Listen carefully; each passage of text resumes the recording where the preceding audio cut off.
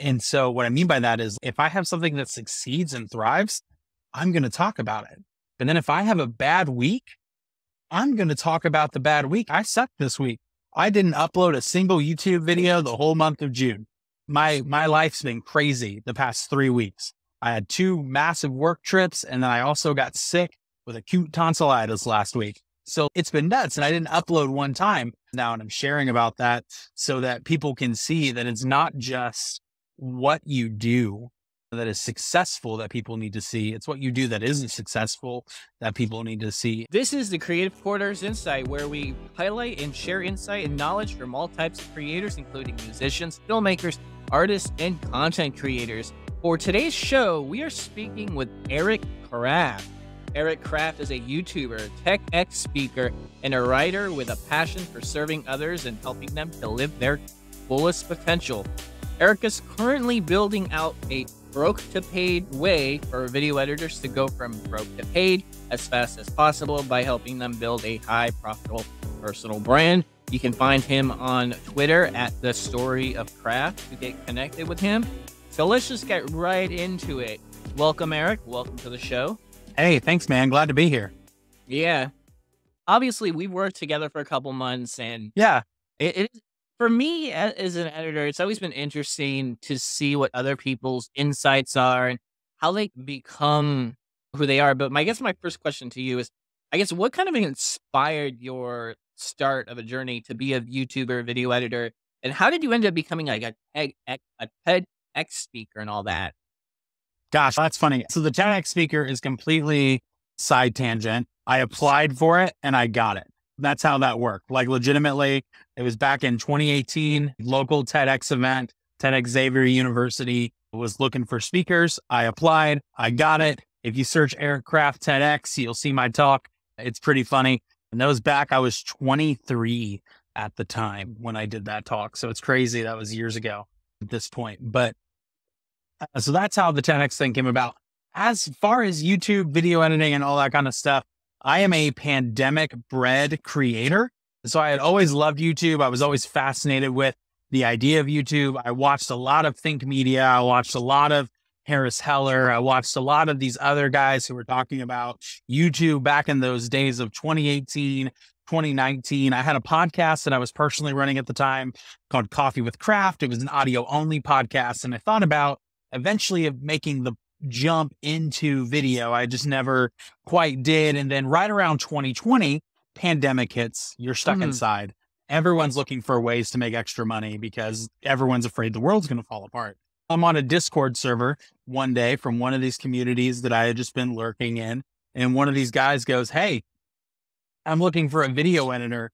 Can anybody do that?" And I was like, "I can do that." And I just shot him a message. I had no portfolio. I had no real good pitch. I had no personal brand to say I'm a great video editor. And quite honestly, had never edited video at a high quality level before outside of just some quick cuts and simple cuts here and there. And this guy said, "Sure, man, you can do it." Cause I was going to charge $50 for this little 1-minute promo video of his streaming channel. And man, I learned DaVinci Resolve within a night, put a ton of effort into this video, made it, sent it to the guy. He loved it, got paid. And that was the first time I earned money from video editing. It was a really cool experience to do that. So I earned money from video editing for the first time. And I realized, man, maybe there is something to this whole like video thing actually. And so from there, I just started making stuff and kind of throwing it on the internet. I'm a pastor for my 9-to-5 job. So I was uploading some sermon clips. I was uploading some teaching videos. I was doing some kind of that kind of stuff over in one area just to get the experience and just to learn what YouTube was and to figure it out. And then along the way, a couple years after 2020, I decided I want to get really big into video editing. I just discovered a passion for it. I loved it. And so I started building my own personal video editing brand over on Twitter. I started working for clients, a lot of education YouTubers. I did an author book intro for their book and helped them do their promo and marketing for all of that. That was a super fun experience. I worked with a lot of small businesses, a lot of churches, and a lot of people who were either selling something or providing a service for people. And so that was really where I got my start. And then once I realized that I made good money doing this, I then started to connect with all these other people who were struggling to find clients. And that was one of the biggest things I would notice was there was this struggle to find clients. And people were like, I have the skill, I have the knowledge, I just don't know sales is really what it comes down to. And so that's where I started to position myself as I want to help video editors go from broke to paid as fast as possible. I'm not the guy you're going to meet to learn how to make 10,000 in a month. I'm the guy you're going to meet to help you make 1,000 in a month and do it practically by building a highly profitable personal brand. Dude, no, that's impeccable, because the one thing I gravitated right away for you is there's a lot of people who don't know how to even get started. And I think what's interesting for you, and you mentioned pandemic bread. So you started before the pandemic or right around the time that really started hitting. So you didn't have any like that extra, you had so much free time on your hands. Correct. Yeah. And I think what I find, so my question in follow up to that is, do you feel the fact that because you just went into it completely blind doing this editing for this one gig, that that you felt like uh, set you up to have a sort of advantage compared to somebody going through, oh, I'm going to prepare for all the other things. I'm going to build the brand first. I'm going to build this and this and this. But the fact that you went in blind, not knowing it, you got your first taste of it. Would you say that sort of helped pave the way as to how your teaching is now? Yeah, I think 100%. One of my favorite authors is a guy named John Acuff, and he talks about goals a lot. And in his goal book, he has this analogy where he talks about people want to run a 5K for the first time, but they've never run a single K. They've never even run down the block of their street.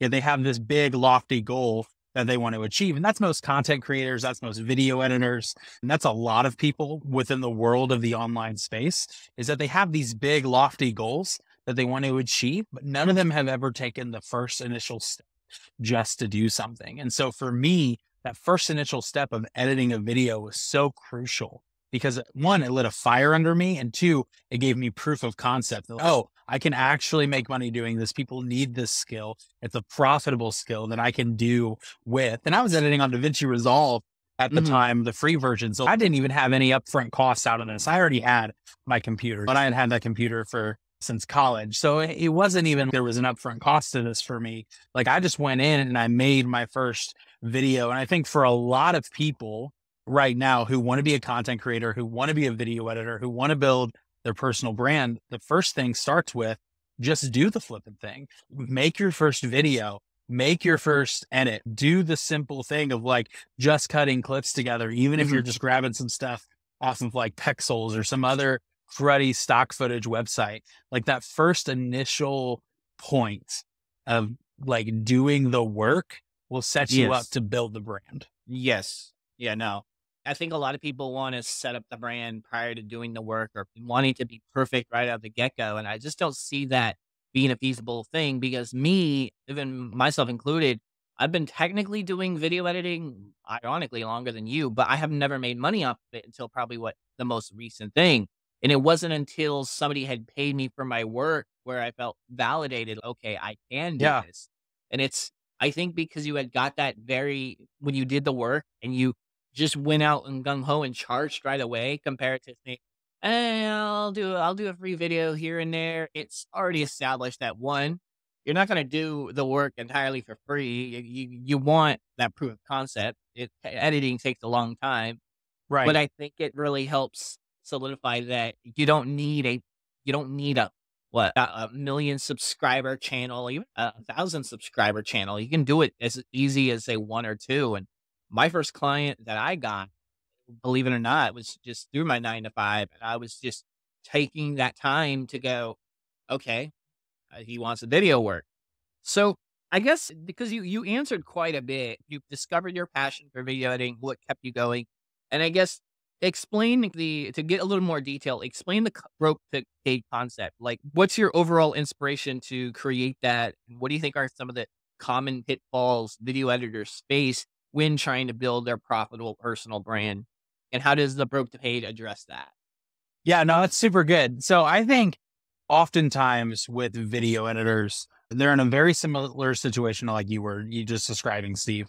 Like they're in a situation where They have the skill. They've been doing it for a while, but no one's ever paid them for it. They've never been validated for that skill set. They've gotten to the point where they like, I know how to make a video. I know how to do some cool effects in Premiere Pro or After Effects or DaVinci or whatever, but they don't know how to market themselves yet. And they don't know how to actually charge or what they should charge for the service that they are providing. And so you get video editors who will charge like pennies on the hour, right? For them to edit a video. And then you'll have other video editors who will charge way too much money for a video. And that's not feasible for a creator of any size to pay. And so you really get into this flux of what video editors have to learn is marketing and positioning themselves in the market.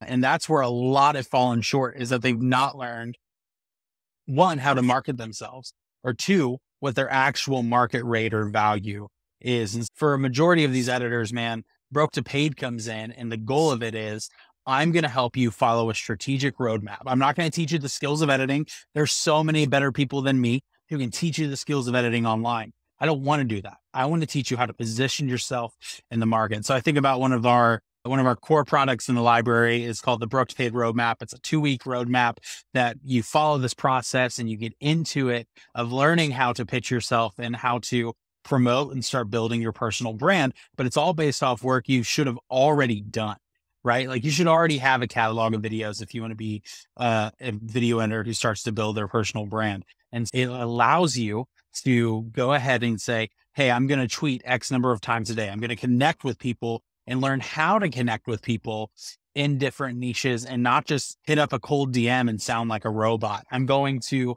follow this process of making myself a real person on the internet, which is really all marketing is, right? Mm-hmm. Especially in a video editing realm. It's helping you like digify yourself on the internet and say, this is who I am. I'm a very real person. Here's my very real skill set. And here's how I want to help people with that very real skill set. And that's how I found success. That's how a lot of my clients in the Broke to Paid library have found success, is simply just by being themselves and connecting with people authentically. Like authentic connection leads to results moreover than anything else. And that's really what Broke to Paid library is trying to teach people. And then we get into a lot of other nitty gritty stuff in the Broke to Paid library. So we talk about like how to make your email list, how to set up and start scaling products that you can sell, how to actually cultivate an audience, these things that video editors wouldn't think to do for themselves. But a video editor has to think of themselves less of a task and more of a media company. I think that's one of the new phrases I'm really loving to use right now, is that when you think of yourself as less of a task, less of a thing you are achieving, right? But more of as a media company. No, I do all of these things encompassing together. You get to start leveraging an audience and you get to start building upon your brand. Because at the end of the day, we all have 40 hours of work in a week, right? That maybe we can do if you're doing this thing full time, maybe 60 if you're crazy and you don't have a good family life. But like you have only so much time in a day, right? Yeah. And editing a video takes a decent amount of time, especially if you're going to edit well. So at the end of the day, video editing should just be the start of your journey into this world. You should actually be looking to scale that even further. But the way you scale that further is first by building a profitable personal brand. And so that's where I'm trying to help people out. Yeah. I guess one of the pitfalls that I see a lot of people run into when it comes to building like a marketable brand is you see all these people marketing a brand a certain way and people feel like they have to copy that approach, or I have to do it this way or do it that way. How do you discern yourself getting into the marketing from all the quote unquote BS that you see on Twitter with, oh, I've got 10,000 this, and then in focusing so many on other people's results rather than your own? How do you discern yourself, really narrow down to yourself without feeling discouraged as an editor? Yeah, so what's super funny is a lot of times metrics like video views, right? Like I did X amount of views on a video. That's such a vanity metric at the end of the day, right? Some of the best videos I've edited have only been seen in a room one time by 100 people. Like legitimately, like as somebody who edits videos for churches and does a lot of work in that regard, there are videos that I've edited that have been shown at conferences or camps for teenagers, or have been shown at church retreats or events like that, where it's only been shown by 100 some odd people and it was shown one time. And I poured a ton of time, energy, and effort into it. You can't judge a video on how great it is by the metric of views, right? Like views can't be the metric we as video editors operate off of. Now, views matter in a creator economy. We can't deny that views matter, but they become such a vanity metric at the end of the day for a lot of people. And so I think to avoid the pitfall of getting sucked into any of these games where like we're comparing ourselves to other people, we're getting stuck in the view process. We're thinking, oh, this guy's saying here it's 10,000 a month. I'm not there yet. The best thing I have learned in that for me personally is to share my wins and my losses on a regular recurring basis. Yeah. And so what I mean by that is if I have something that succeeds and thrives, I'm going to talk about it. And then if I have a bad week, I'm going to talk about the bad week, and I'm going to say, I sucked this week. I didn't upload a single YouTube video the whole month of June. My life's been crazy the past 3 weeks. I had 2 massive work trips, and then I also got sick with acute tonsillitis last week. So it's been nuts, and I didn't upload one time. I'm talking about that on my personal brands now, and I'm sharing about that so that people can see that it's not just what you do that is successful that people need to see. It's what you do that isn't successful that people need to see. And too many people are propping themselves up as these guys who never fail. And these people who prop themselves up as they never fail, I don't believe half the stuff I read on their Twitter pages. I don't believe half the stuff I see on their YouTube channels. I think they're just nonsense most of the time. Yeah. That's crazy, especially when you have a 40-hour work week and you can't be expected to put out you just can't put out a banger video every single time. And right. I honestly feel like the thing that you've talked about in the paid library that I really resonate with is the minimal editing approach. And I think because so many people get to this thing where even myself included, where I'm like, oh man, I gotta add all these effects to it. It's a dreading process, opening up the video editing app and being like, oh, but then if you could just cut it up really quickly, drown out all the noise and post it, I feel like that's a much better approach. And I guess my thing that I want to ask is, do you have any specific techniques or habits that kind of help you stay creative and productive in this kind of environment where you're working a 9 to 5, you're doing all this, you're juggling being sick? How do you manage all that? Dude, that's super good. That's a really great question. So 2 things. How do I manage all of it? The manage question is easy, but challenging all at the same time. I keep a really detailed calendar. My calendar has to be incredibly detailed. If not, I will fall apart and I will start missing things. I will not be good as a person. So to manage my wife, to manage this, to manage D&D, to manage my job, like all that kind of stuff. And I said, manage my wife. I'm managing that. That's what I mean by that is to make sure like I'm prioritizing time in my relationship with her, to make sure I'm prioritizing fun, to make sure I'm prioritizing my 9 to 5 job and my creative pursuits. I have to set time and I have to allocate time for all of it. Your time is like your money. You will either tell it where it goes or you will wonder where it went. You will either tell it where it goes or you will wonder where it went. Because that's the end of the day. Any broke person's, I don't know where all my money went. Dude, you ate McDonald's 4 times. You told your money where to go. You didn't think about it. And the same with time, right? I don't know what I did all weekend long. You sat and watched Netflix all weekend. That's why you didn't get anything done. And so it goes into that part for me. Like I have to manage my time really well to do it all. And I have to not judge myself when I run out of time. That's one of the harder things for me to do because I want to do it all. And there are weeks where I can't do it all. And so I have a couple non-negotiables in my life. Like one of my non-negotiables is my wife, whatever she needs, I drop the ball for her. I drop the ball of anything else for her first and foremost in my life, because she's the one relationship that should last me until I'm dead. And so for that scenario, it's, you know what, like anything else can be set to the side because she has to come first. And that's okay, I had to do something for my wife today. Guess what? I can't be mad that I couldn't do it all. Or, hey, work came up with a really crazy thing that happened. The building was on fire. Guess what? I can't judge myself that I couldn't do it all that day. And so that's another big part of that. when it comes to staying creative, which is a Mhm. really great question, that when it comes to staying creative, I think the best thing that I do is intentionally consume.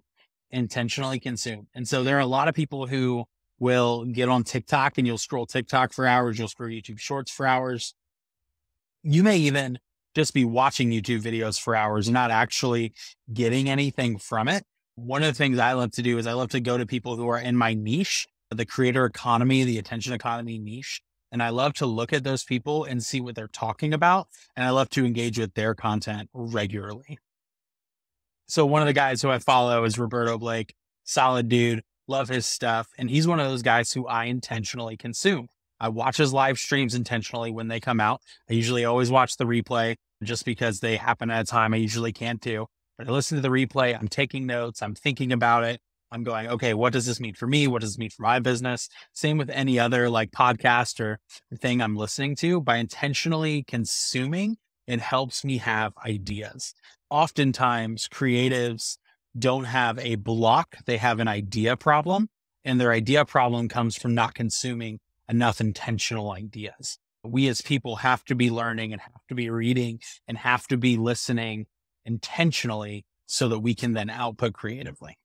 Yeah, and you have to be very cautious of what you're consuming and what you're Yes. intentionally do that because the subconscious mind's powerful. You could be watching a whole bunch of stuff.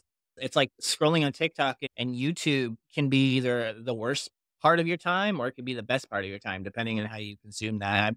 I know for me in creative artists, I always recommend people to pick up on watching movies and films because if Yeah. you're a filmmaker, the last place you wanna go is to watch YouTube videos because YouTube videos are not inherently baked in with film techniques and Right. all that. So, there's always been that. When it comes to advice for creatives who are struggling to find their niche, what advice would you give for that to people who are inspiring? Man, that's good. Struggling to find your niche. I think if you're struggling to find your niche, you haven't done enough yet. And so there's some stuff you need to figure out of what you really love at Mhm. this point. And so at that point, it's, dude, try 800 things, whether that's, oh, like maybe I want to get really into coffee. Try making some coffee videos, see how they go. Maybe you want to get really into nerd culture. Try making 800 nerd videos, see how it goes. Like that's the thing where try a few things and then find those things that start to interest you and give you passion and give you excitement, and then really dig into those things even further. And then the thing I love to tell people is you don't marry a niche, you are the niche, right? So like you are the personal brand, right? And what you talk about is just part of your personal brand. So right now I talk a lot about video editing and video editors going from broke to paid. I'm not married to that. That's just the mission right now.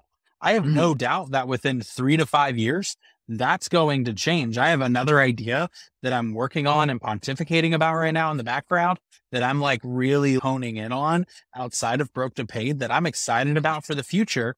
But I know that's to come, right? So I keep my head down and I so focus on the mission, but I also am smart enough to know, oh, there's going to be a time where the mission will grow and we'll have to change and we'll probably change and grow into this. And that's just part of being human. And that's part of how organizations thrive and succeed.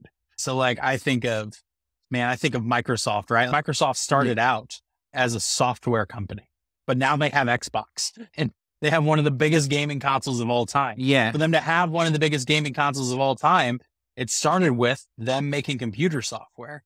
And now, of course, they do a bunch of other things. They have a hardware division. They have all this other sorts of amazing stuff. But for them to do all this other amazing stuff, it started with what their initial mission was, which was to create great software. And so that's the same with any content creator is you'll have your initial mission, and then out of that, it will begin to grow and evolve, and you'll see your brand grow and evolve. Yeah, that is compelling stuff. I think what I love about it is the personal brand aspect because a personal brand I feel is so important, but people neglect it, myself included, because everybody is out there trying to build something bigger than themselves or they'll get lost to it. And I think the you are the niche aspect is a piece of a piece of advice I think gets misconstrued a lot because on YouTube, oh, you gotta niche down, you gotta do all this content. If you're into the gaming content, do the gaming content forever. But from my experience, and it's one of the reasons why even with a small channel my size, I'm still able to maintain doing YouTube and haven't burnt out as much. It's because I'm not doing the same thing all the time. I'm Right. balancing it out with all the other content and all that. So, dude, that is absolutely crazy. So, besides the broke to paid project and all that, what are your current goals and projects and how you envision the future of your career right now? Man, that's good. So current goals right now, I have a big goal with the YouTube channel. I want to see it continue to grow. I would love to hit 10K subscribers by next year. We're sitting at about 2,200 as the recording of this podcast. And so I'm working on the roadmap internally right now of like how I'm going to get to 10K. I know how I got my first 1,000. I know how I then scaled to my second 1,000. I'm going to hit my third 1,000 even quicker than my second 1,000, it looks like, which is awesome and exciting. But as I'm doing that, I'm like, okay, how can I output more and how can I grow and evolve that? And then from there, one of the big things I want to get into in the next few years is telling more stories and connecting with individuals and helping everyday people create content. And so I think one of the things that I am most passionate about is storytelling and everyday people. And I think the merger of that is within content creation of I want to help everyday people learn that they can create content and then they can have a podcast or they can have a YouTube channel or they can have this thing that doesn't need to hit more than a couple of hundred people, doesn't need to hit thousands upon thousands of people, but can have an impact even when it is small and even when it is dedicated. And I think that's one of the big things that I want to really lean into in the next 3 to 5 years is I want to help everyday people have an impact with their content and do cool things. So I think there are single moms who can help other single moms right now with a podcast of, hey, here's what I'm doing as a single mom, even though I'm failing most days and my head's above water and the kitchen's on fire, right? But here's what I'm doing and here's how I can help people. Because I think about my mom who is a single mom and how like some of her advice to young moms who are single right now or have widow moms who are single might be so helpful. I think of how, man, there are so many people who are marriage experts who've been married for 50 years and who are these awesome like pillars of what it means to have a good, healthful, fruitful relationship. I think, man, we need to keep capturing those conversations and encouraging those people not to share because they're gurus, but share because they have the experience of, man, we went through the fights about money. We went through this issue of pride, or we went through a really hard season where one of us did something that we thought would be unforgivable. And we learned how to forgive and move forward and work through it. I think those are the powerful stories I want to get into telling one day and that I'm starting to think through. That is absolutely awesome. I guess my final thing is how can listeners connect with you and get involved in the Broke to Pay? Do you have a website? Do you have an email list? Lay it on. Yes. So the best way to connect with me is over on Twitter at the Story of Craft. I don't do the website thing right now. That'll probably come later this year. I have no doubt about it. I found plenty of success without a website just by using Twitter. So that's one of those weird things for me personally. I make a lot of people mad that I don't have a website. I'm okay with it. So I use a lot of that on Twitter. At Eric Craft over on YouTube is where I'm at. You'll see my ugly mug with an orange background over there as the profile picture. It's pretty fun. I do a lot of video editing tutorials. I do a lot of like video editing business videos. We got a couple other really fun videos coming down the pipeline. And then anybody who's listening to this who just wants to connect, Eric at thestoryofcraft.com is my email. Shoot me an email, put Creators Corner in the subject line and just say, hey, loved your interview, had a question for you. And we can see about hopping on a call. Awesome. Awesome. You've been listening to the Creative Corners Insight, where we highlight and share insight and knowledge from all types of creators, including musicians, filmmakers, artists, and content creators. For today's show, once again, we're speaking with Eric Craft. He's a YouTuber, TEDx speaker, writer, and passionate for serving others and helping him live to their full potential. As he's building a Broke to Paid library right now, feel free to check it out in the links description of this podcast. Once again, thank you very much for listening, and we will talk to you guys soon. Goodbye.